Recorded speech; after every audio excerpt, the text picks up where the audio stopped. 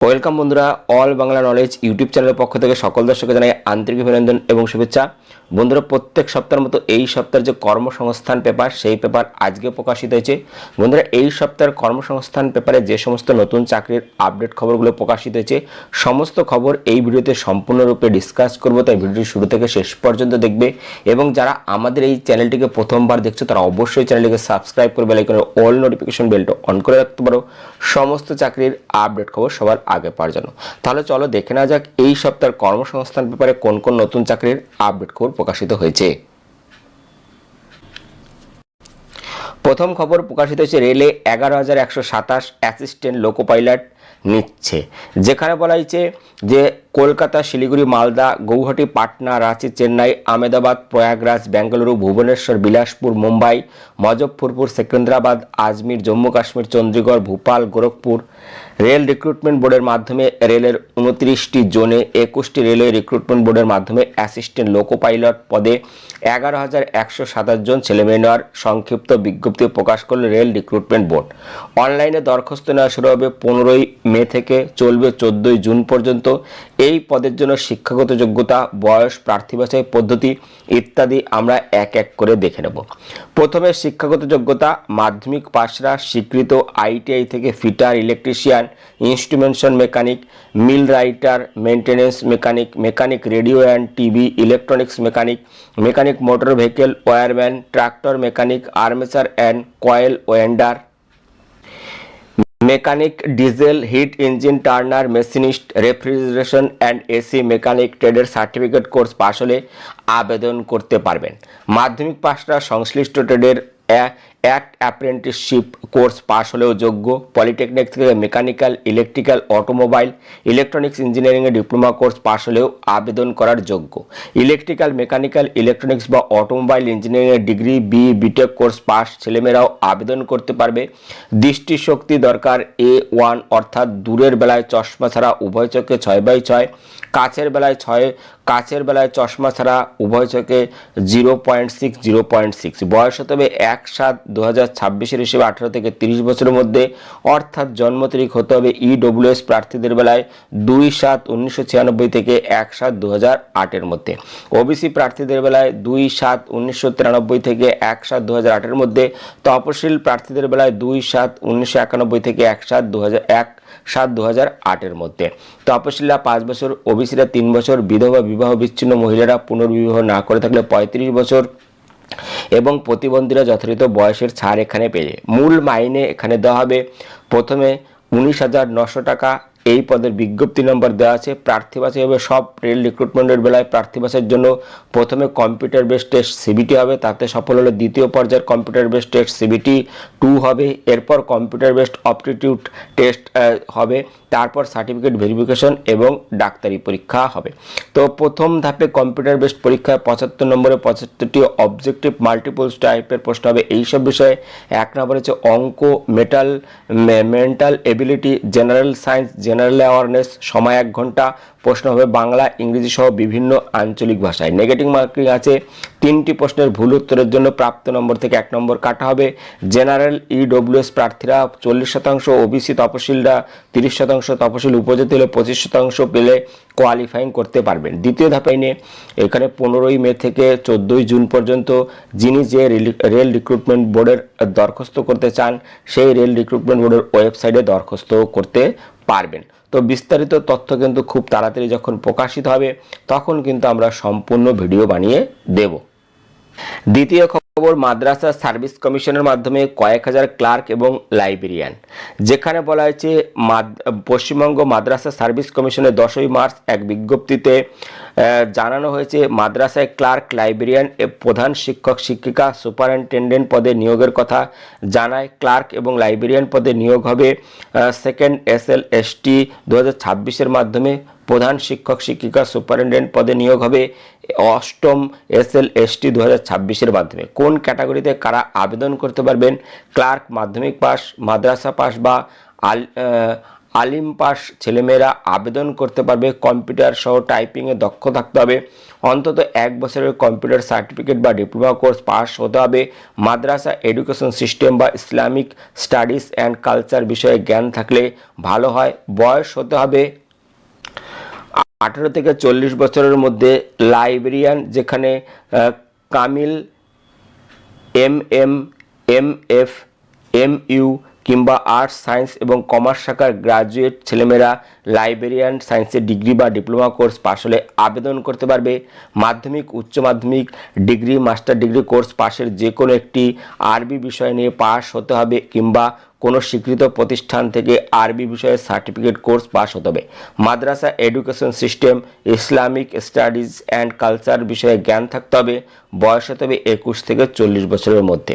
প্রধান শিক্ষক, প্রধান শিক্ষিকা, মাদ্রাসা সুপারিনটেন্ডেন্ট NCTE অনুমোদিত যোগ্যতা থাকতে হবে। ইসলামিক স্টাডিজ বা ইসলামিক কালচারে জ্ঞান থাকলে ভালো হয়। বয়স হতে হবে 55 বছরের মধ্যে। প্রার্থী বাছাই করবে মাদ্রাসা service commission. Teaching, non teaching সব পদের বেলায় প্রার্থী বাছাইয়ের জন্য 2টি পর্যায়ে লিখিত পরীক্ষা হবে, তারপর হবে ইন্টারভিউ। ক্লার্ক, লাইব্রেরিয়ান পদের বেলায় প্রথমে 100 নম্বরের প্রিলিমিনারি পরীক্ষা দিতে হবে, তাতে নির্দিষ্ট কোয়ালিফাইং নম্বর পেলে মেন্স পরীক্ষা দিতে হবে। লাইব্রেরিয়ান পদের বেলায় 90 নম্বরের মেন্স পরীক্ষা, তারপর 90 নম্বরের ইন্টারভিউ। ক্লার্ক পদের বেলায় 70 নম্বরের মেন্স পরীক্ষা, তারপর 10 নম্বরের কম্পিউটার টাইপিং টেস্ট, 10 নম্বরের ইন্টারভিউ দিতে হবে। মাদ্রাসা সার্ভিস কমিশন সংক্ষিপ্ত বিজ্ঞপ্তি বের করেছে, খুব শীঘ্রই দরখাস্ত নেওয়া শুরু হবে। তখন শিক্ষাগত যোগ্যতা, প্রার্থী বাছাই পদ্ধতি ইত্যাদি সমস্ত কিছু আমরা আলোচনা করব। এছাড়াও তোমরা বিস্তারিত এই ওয়েবসাইটে দেখতে পাবে। ওয়েবসাইট হচ্ছে www.wbmsc.com। এখানে গিয়ে আরও তোমরা বিস্তারিত দেখে নিতে পারবে।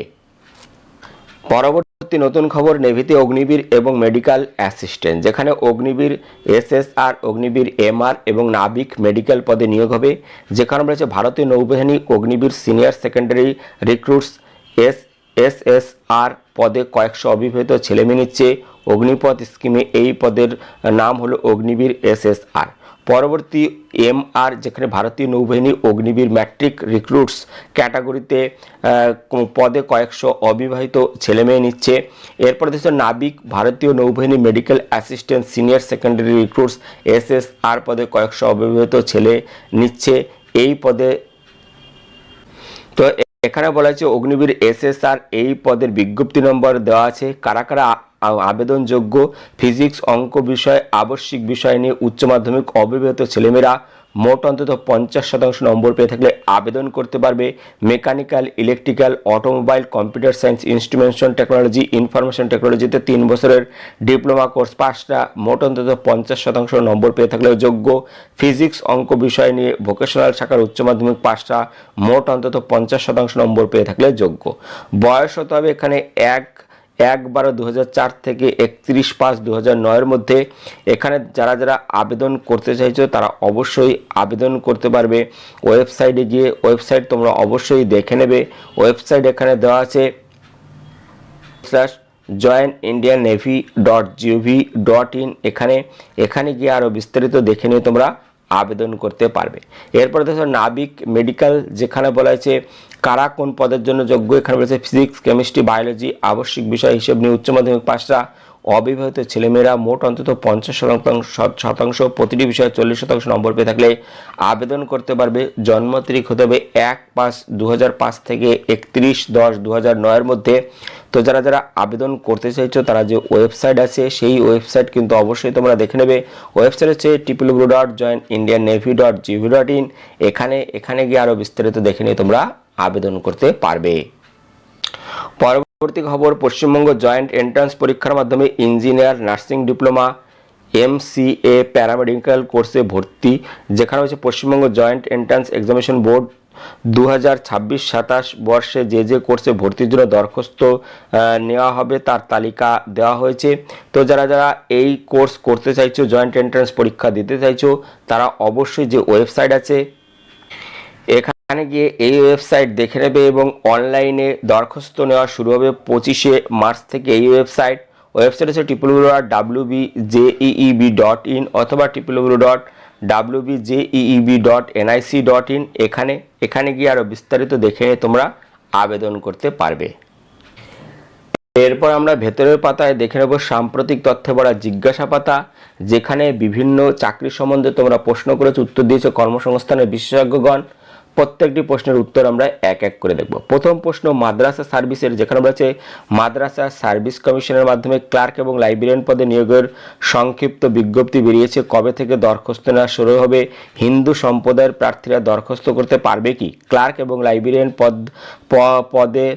পদ নেওয়া হবে বলা হয়েছে, তাহলে কি গ্রুপ ডি পদে নিয়োগ হবে না?